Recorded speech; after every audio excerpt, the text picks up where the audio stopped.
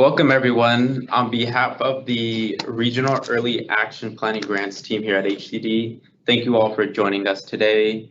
I know times are a bit strange right now, but we really do appreciate you taking some time out of your day to connect with us.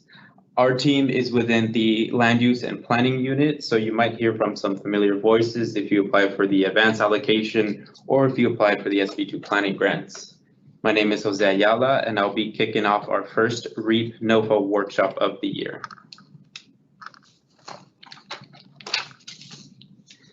The team and I will be covering the following topics. After me, you'll be hearing from Cassandra Paz, Divya Ram, Irvin Saldana, and Sohab Mahmood.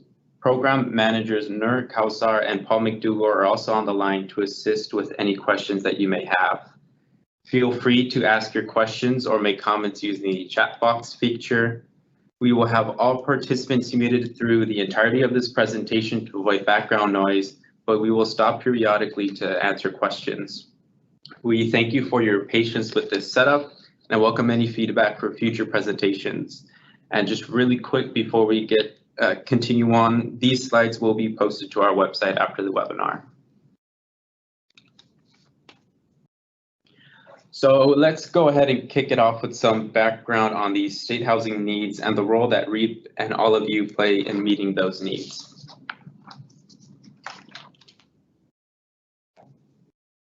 California law has repeatedly indicated over the years that housing is an issue of statewide concern.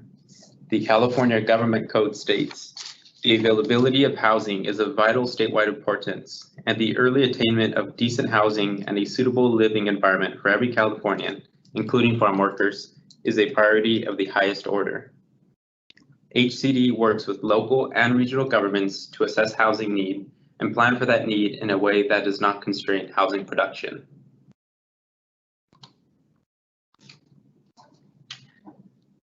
As we know, California has fallen behind on building enough homes for its population, specifically affordable homes. Here, we've highlighted what the housing need currently looks like for California from a few different sources.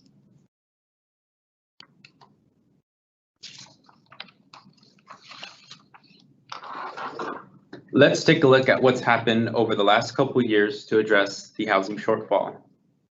In 2017, the legislature passed a housing package that included Senate Bill 2, which created the state's first permanent source of funding for affordable housing. Half of the first year of SB2 funds provided planning grants to all eligible jurisdictions. These funds help jurisdictions update housing elements, streamline approval processes, plan for infrastructure, identify feasible sites, and more projects to accelerate production. In 2019, we received 491 planning grant applications for SB2, which roughly equaled about 90% of the state. New laws have led to improved methods of determining regional housing needs.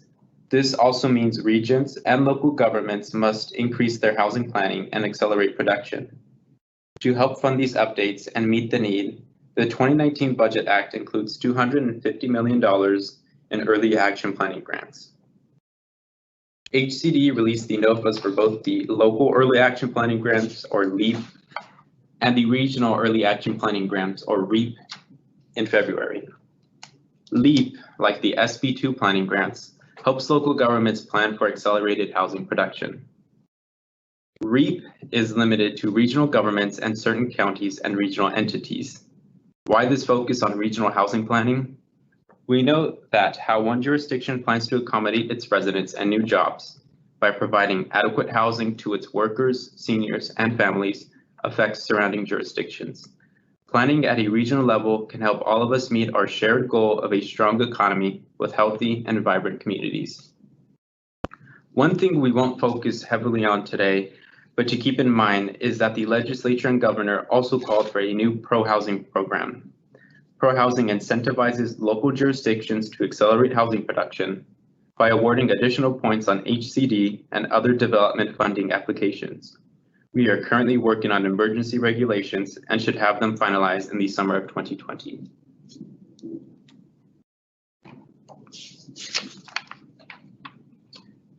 To recap, The 2019 Budget Act calls for funding through early action planning grants and incentives through pro-housing regulations to accelerate housing production and meet our regional housing need. With funding and incentives comes accountability. HCD will work with all jurisdictions and provide technical assistance and guidance to ensure that we all meet our housing needs and comply with the latest laws. Now we will take a deeper dive into the Regional Early Action Planning Grants program. REAP provides flexible technical assistance and planning grants to overcome our state's housing challenges and meet the latest regional housing needs assessments. This funding is here to help and should lead to better planning, better sites, and more of the development our communities desperately need. Implementation matters now more than ever.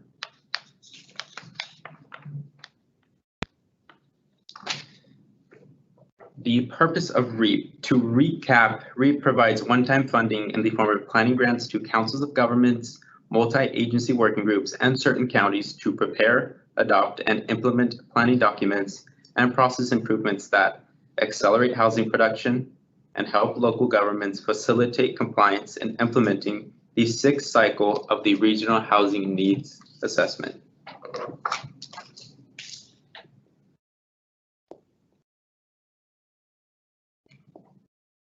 The NOFA for REAP was released on February 26 for full applications. As you may know, COGS and multi-agency working groups were allowed to request in advance of their allocations up to 25% to begin the REAP program planning and outreach process. The final due date for all applications is January 31st, 2021. This webinar will be available on our website. We can provide additional one-on-one webinars, calls, and eventually meetings as we monitor the current health emergency. We look forward to hosting more regionally focused presentations and meetings at the regional, sub-regional, and county level. For now, these will need to be virtual meetings.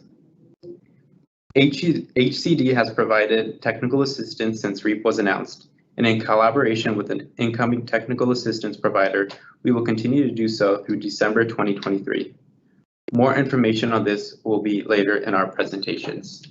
And I'll stop here to see if we have any questions.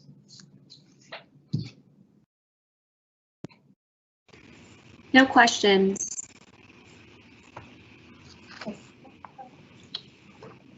All right, so we'll keep moving forward and we will discuss the eligible applicants and award amounts.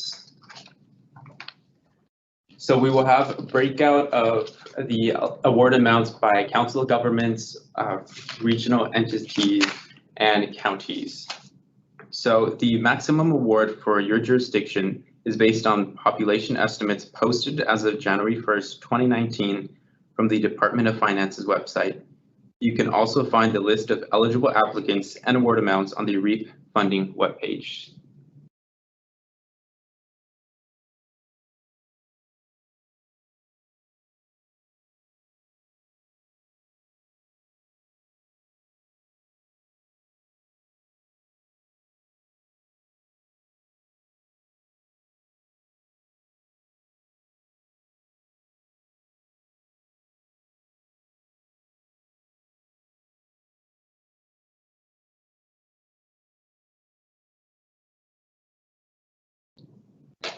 Now I will pass it along to Cassandra, who will discuss the required and eligible activities.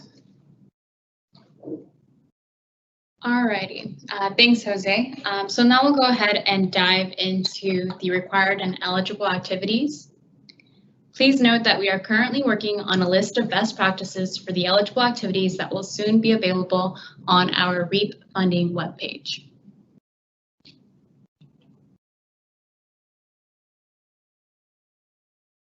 So required activities. These required activities are pursuant to the Health and Safety Code and should be addressed in your application. The goal of these required activities are so that 1, jurisdictions can highlight the importance of taking early action related to the sixth cycle RHNA through education and outreach strategies to meet RHNA goals. And 2, identifying current practices at the regional and statewide level to better identify possible gaps that can be filled or practices that can be shared with other regions that address sufficient housing supply, affordability, and strategies for adoption at the regional level. We will also be offering technical assistance to regions who need assistance in laying out these required activities. And please note that we will be working with regional and sub-regional governments to create and develop technical assistance programs that will be tailored to the unique needs of the region and will be addressed later in this presentation.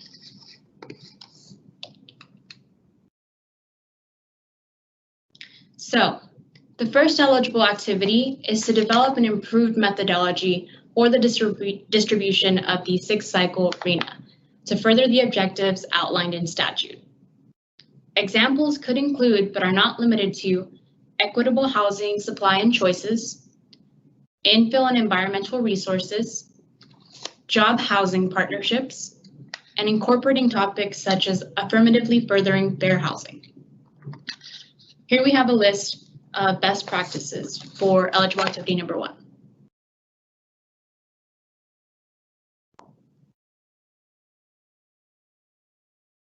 For eligible activity number 2, it provides the option of directly sub-allocating funds to jurisdictions or other sub-regional entities in the form of grants that address housing and infrastructure development and state planning priorities and the like.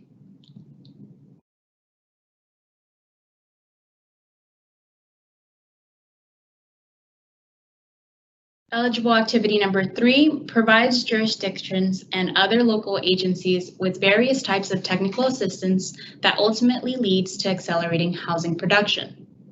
Strategies can include workshops for leaders and communities, campaigns, fact sheets, customizable PowerPoint slide decks, etc.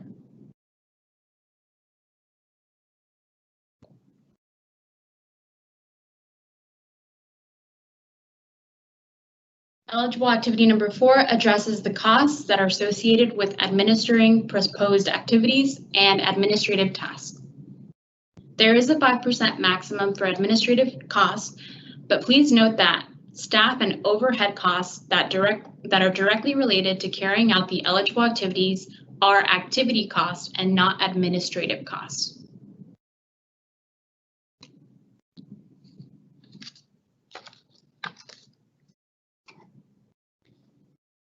Here we have a list of activities that are ineligible for REAP funds. Please note that the department may consider proposals that include activities under 1 and 2 if a significant housing component is also presented and the net effect on accelerating housing production is positive. For example, an applicant may propose combining an open space designation, downzoning, preservation, or anti-displacement measures with by right upzoning that has a significant net gain in housing capacity. But any activities such as moratoriums, downzoning, planning documents with conditional use permits that significantly impact approval, certainty, and timing, plan development, or other similarly constraining processes are not eligible.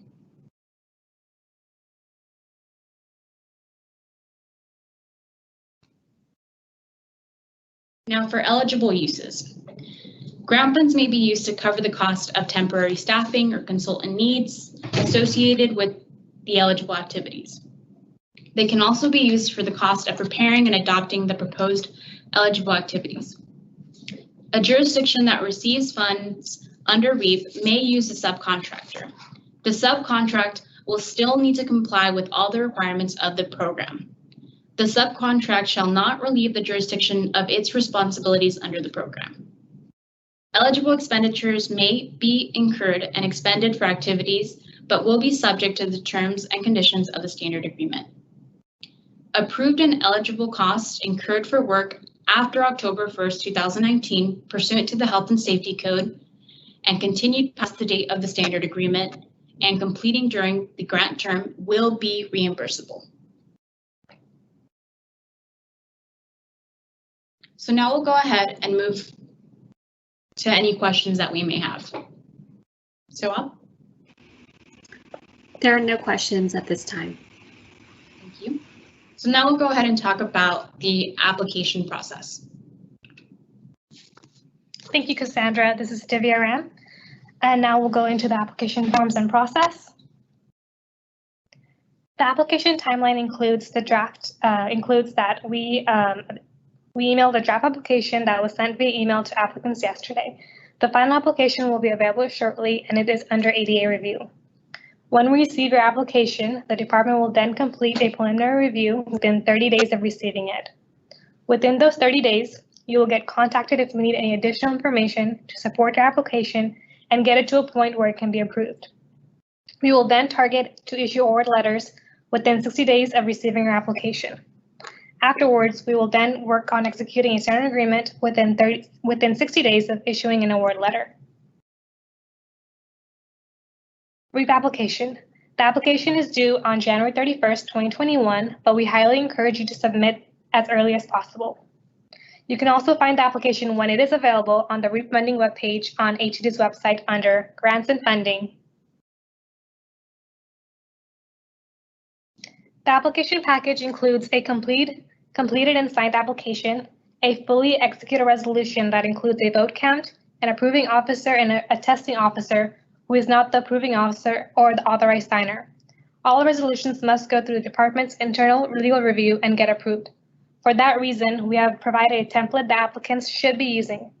You must follow the template as close as possible to ensure you do not have to go back to your council and redo a resolution that can delay the application process. A sample invoice for the grant amount is also part of the application, as well as a fully executed government agency taxpayer ID form.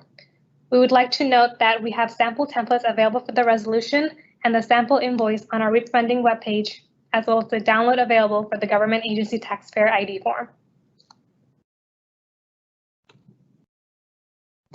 Application components include that the required and eligible activities must include a project description that describes each activity and the tax associated with it. The project description should also mention plans for adoption or implementation of the proposed activity. The required and eligible activities must also include a project timeline and budget information. The project timeline should include sub-steps, deliverables, or adoption and implementation of each proposed activity. Please note that each required and eligible activity has its own individual project description and project timeline and budget. As for the eligible activities, each eligible activity must complete a chart to provide a quantifiable explanation of the proposed uses. An example application was sent out yesterday and will be available on the REAP funding webpage shortly. Explanation of the proposed uses for each specific eligible activity. As part of the application, an applicant needs to demonstrate how a proposed activity has a nexus to accelerating housing production. An applicant can use the project description to explain the nexus and complete the chart to quantify the nexus. It's important to note that demonstrating a nexus and quantifying outcomes is required for each of the proposed activity. So, any questions? Yes, we do have a few questions. I will start with this first question is, if we plan to start an eligible activity in the summer, but do not apply for the REAP funds until the fall, can we still invoice for those activities that were started in the summer before receiving an award letter? I think I heard yes, but I wanted to double check. Anyone from the team can answer? Yes, that is correct. They can invoice for activities from October 1st, 2019 and onwards. Sounds good. And then we also had another question. Has HCD considered the potential for a plan or program to use REAP funds to offset local developer fees as an eligible expense in the interest of furthering housing development? Program managers, I'll defer to Nor or Paul.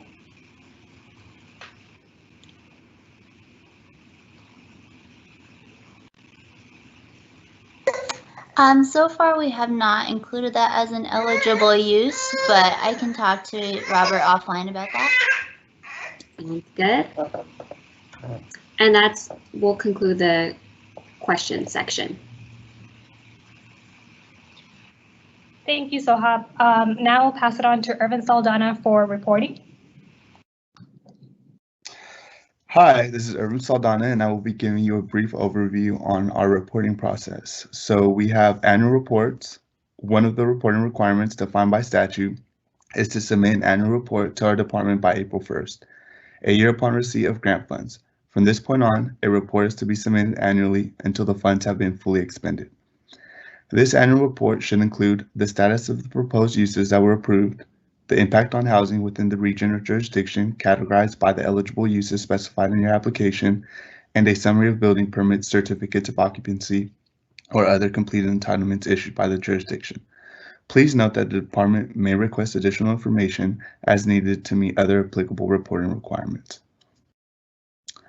Our closeout report. One of the goals, or in addition to annual reports, the awardee will need to submit a closeout report. Once they have completed the deliverables in the standard agreement, the closeout report should include a brief summary, lead agency and partnerships, drivers, the engagement process, challenges, outcomes, and replicability. One of the goals of the closeout report is so that the department can collect best practices and showcase the completed projects on a statewide level to facilitate a peer-to-peer learning environment. Please find our closeout report within the NOFA on our REAP webpage. Next, Soha Mahmood will be speaking a little bit about technical assistance.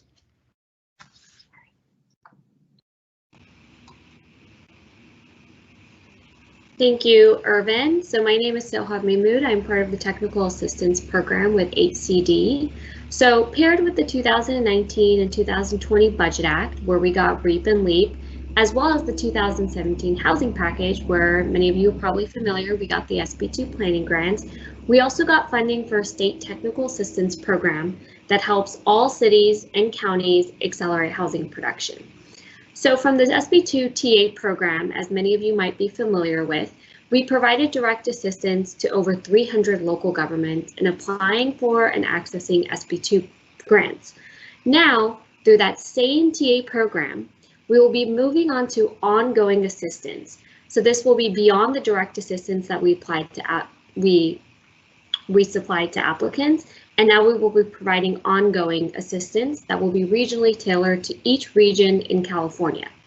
Lastly, in addition to that ongoing assistance that I mentioned, we will be supplementing that ongoing assistance with additional assistance.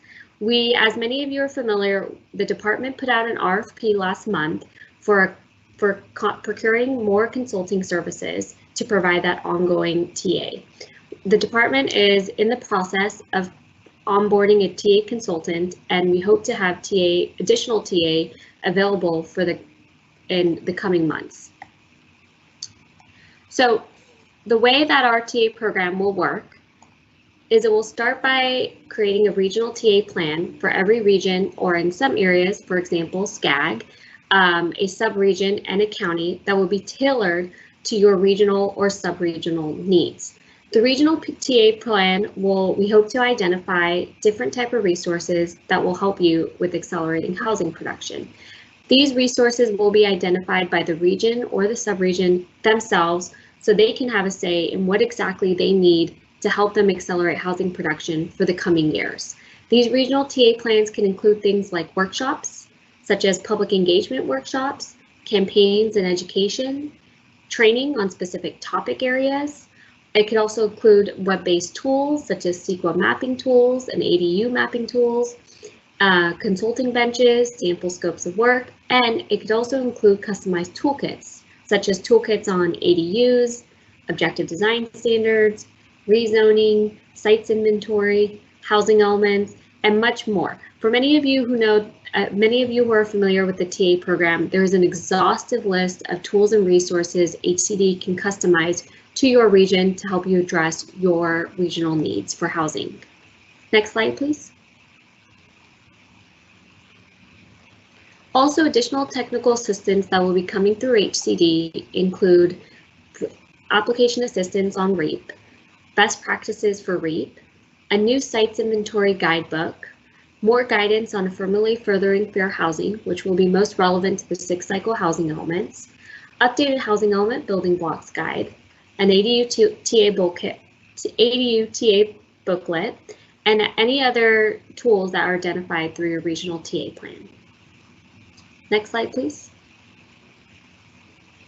To contact the team, you can reach us at earlyactionplanning@hcd.ta.gov.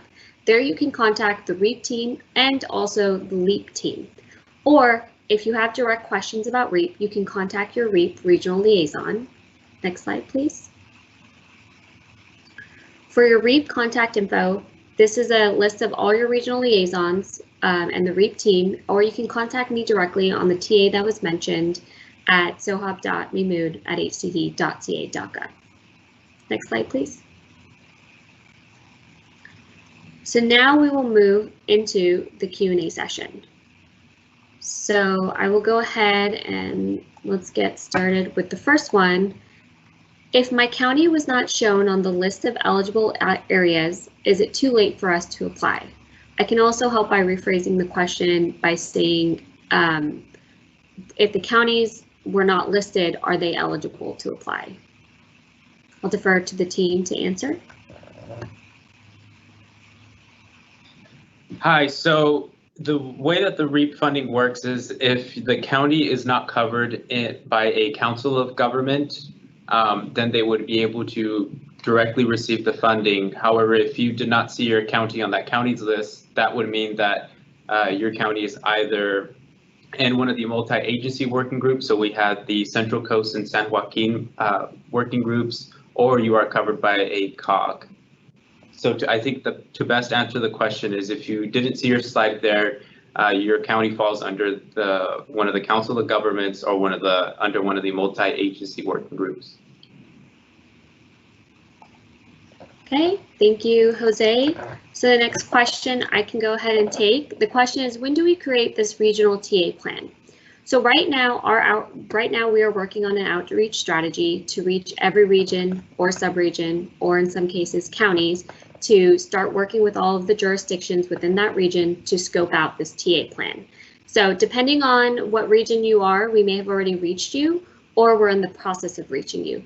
Please, I highly recommend just emailing me directly, letting me know what region you're from, and then we can directly start a kickoff meeting and scoping out that regional TA plan. So next question, do we have a timeline? Oh, sorry, let me publish this.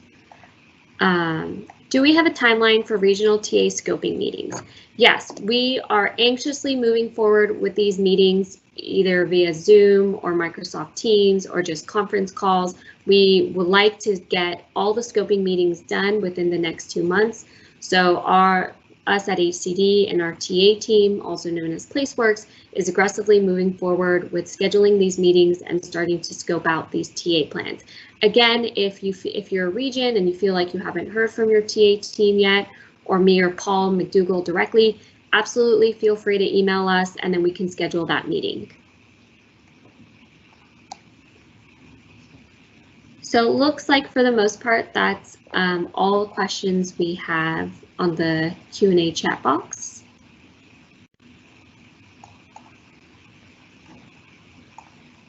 So I guess we can call the Q&A session over.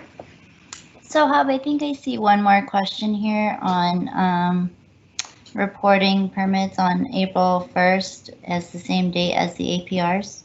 Do you see that one? Oh, yeah, I do. So the question is, how can we report permits on April 1st when that is the same date that the APRs are due?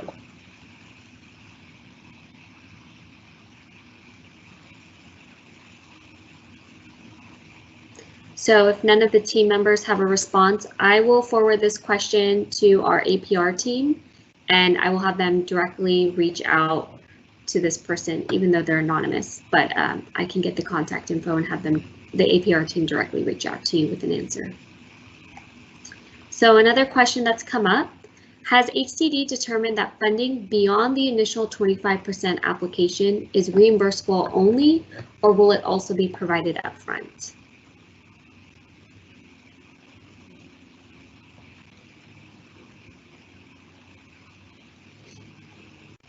Team? It can be provided. Go ahead. No, go ahead, Divya. It can be provided upfront, but if you have any concerns, we can address it offline, and we can talk about it more in depth if needed. Sounds good. Next question. Will the regional TA plans encompass an entire region covered by a multi-agency working group, for example, the San Joaquin Valley, or will there be sub-regional plans? So that's a great question. That is part of our outreach strategy when we reach out to the San Joaquin Valley and areas such as SCAG, where you guys are such a large region. We're looking to you to see if you believe that it's best to create sub-regional plans or one larger regional plan. Our hope is that if you are part of a large region, i.e. the San Joaquin Valley or SCAG, our hope is that we create sub-regional plans. So of course, within the San Joaquin Valley, I believe there's about 8 different counties or 8 different areas that we've identified, and ideally we'll be creating sub-regional plans for those 8 different areas, because again, even within the San Joaquin Valley, we understand that there's still a range of diverse needs, and we want to make sure we create a plan that's customized to each of those diverse needs.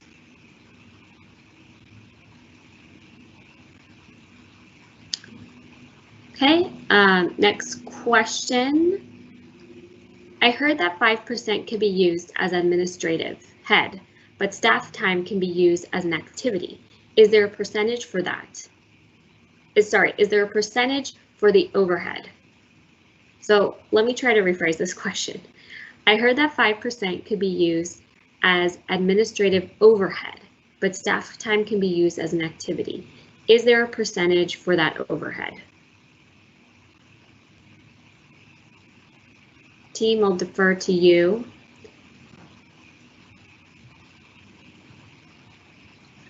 Hi, so to answer this question, there would be no limit for this if the staff time is directly working on the activities to carry out the individual projects listed in the application.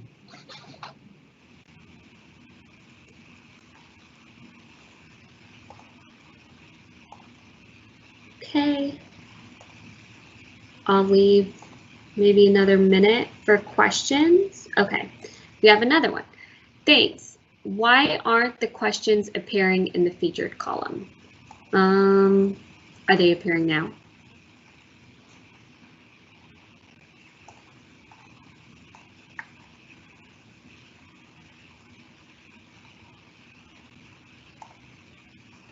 Okay, next question. Can you describe how REAP activities can include involvement with LEAP partnership agreements?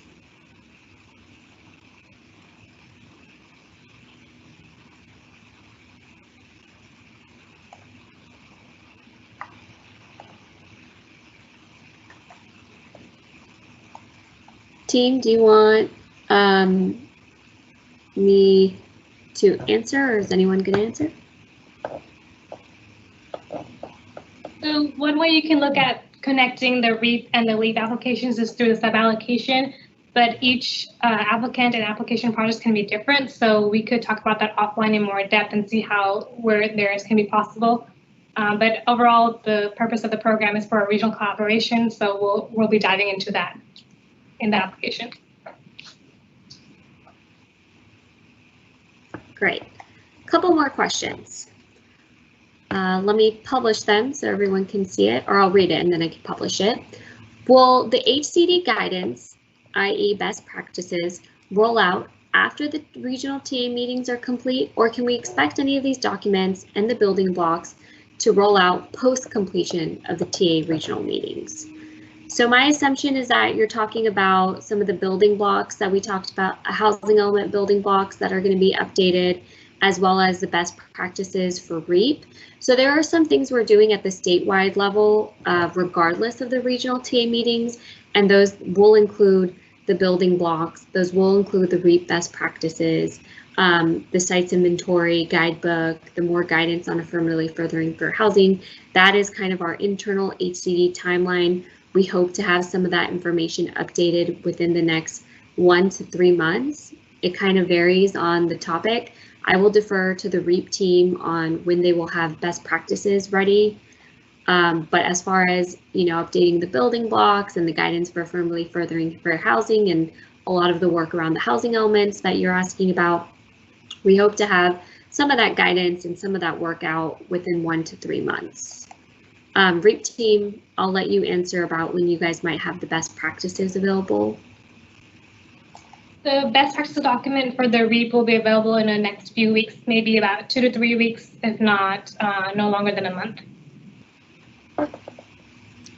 Great. I will give another 30 seconds, maybe, if anyone's submitting last minute questions. So we can just have some awkward silence.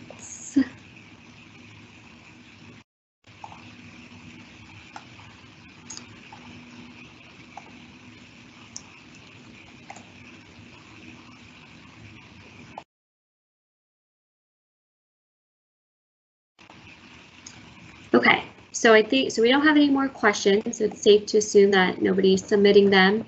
And if we weren't able to, oh wait, sorry, hold on, I got a question. Does your staff actually conduct the public outreach workshops? So if you're referring to public outreach workshops as far as REAP and LEAP, yes, that is directly conducted by our staff. If you're familiar, we did all of our LEAP workshops, our SB2 workshops, and now we will be doing our REAP workshops. So I think that was the question. And that's all the questions we have. So I think I will close up the Q&A session and allow the REAP team for any last minute comments or closing remarks, if any.